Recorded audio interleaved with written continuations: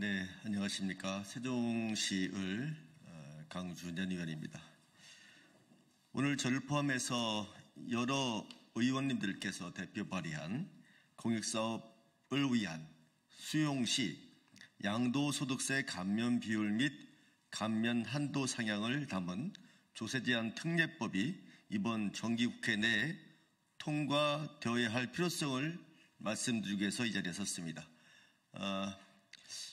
윤호중 의원님을 비롯한 기획재정위원회 조세소위에서 해당 법안을 심도 있게 심사할 예정에 있습니다.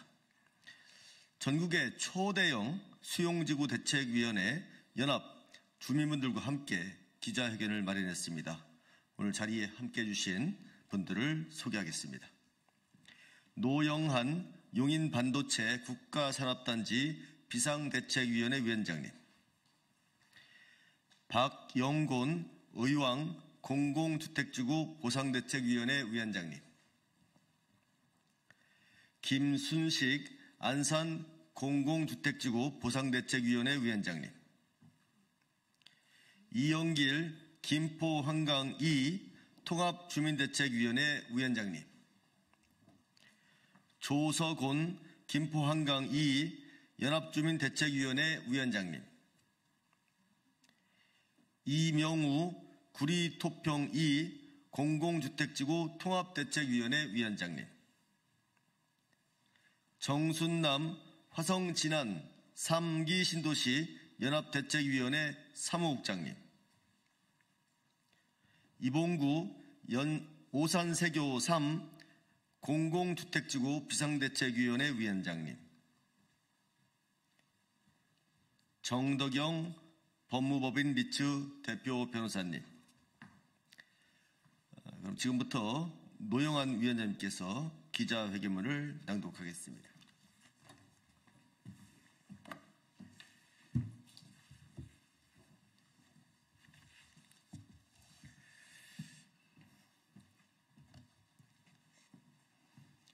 정부는 공익사업을 위하여 개인의 토지가 필요하다는 이유로 1962년 1월 토지수용법을 제정한 이후 약 70년 동안 강제수용제도를 유지하여 왔다. 강제수용제도의 가장 큰 문제점은 보상금이 시세에 비해 턱없이 적게 책정되고 헐값 보상금에서 30%를 또다시 양도소득세로 납부해야 하기 때문에 강제수용에 따른 잔여 보상금을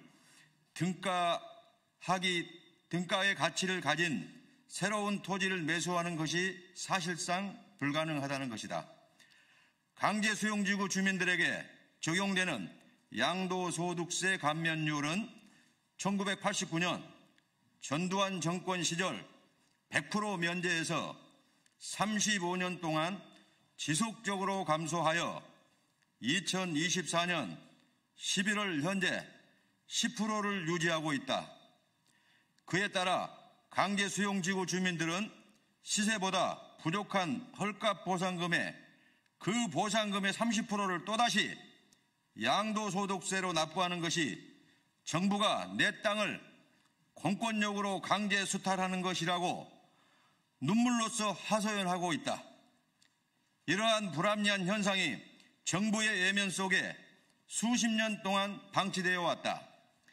이 같은 고질적인 문제점은 개선하고자 2024년 1월부터 100만 평 이상 10군데의 초대형 수용지구 대책위원회 연합 및 전국 각지 수용지구 10만 명의 주민들이 함께 양도소득세 감면 입법청원 운동을 전개하기 시작하였고, 강준현 의원님, 이인선 의원님, 윤호중 의원님 등 다수의 국회의원님들이 그 뜻을 받아들여 2024년 11월 강제수용지구 주민의 양도소득세 감면을 위한 조세특례 제한법 일부 개정안을 발의하였다.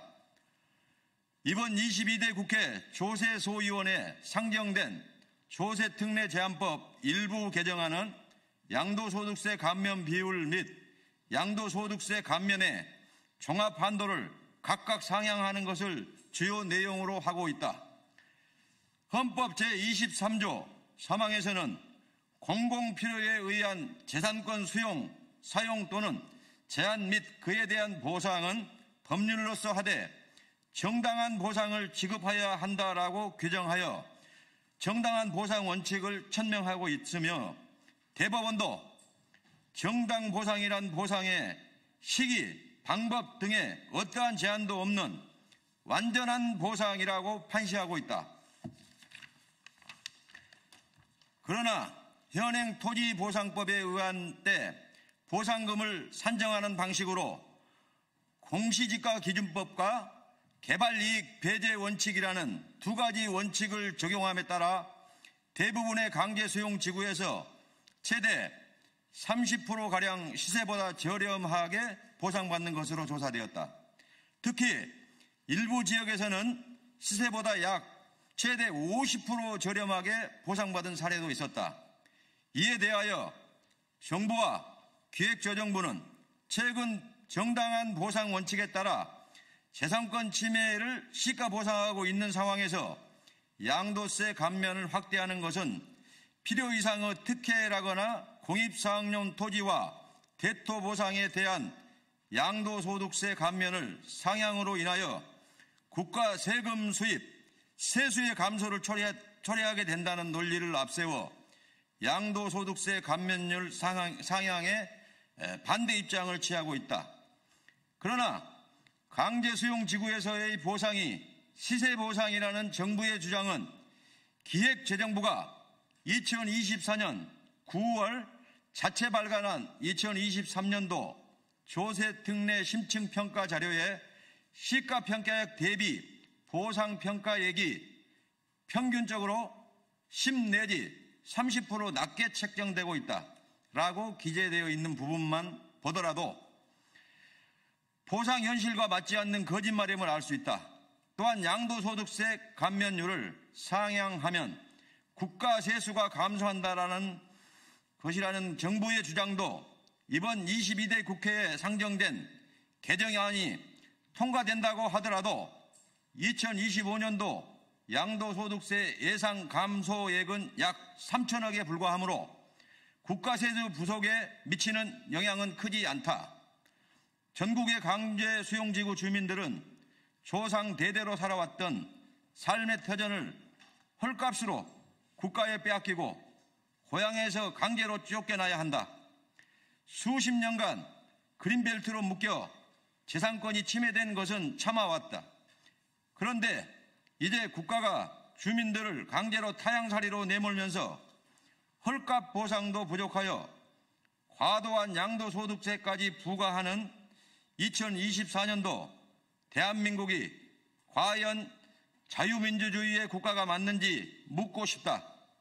전국 100만 평 이상 초대형 수용지구 대책위원회 연합에서는 강제수용지구 주민들의 사유재산권 침해 문제를 더 이상 외면하지 말고 이번 정기국회에서 양도소득세 감면을 상향을 통하여 해결해 줄 것을 강력하게 촉구한다.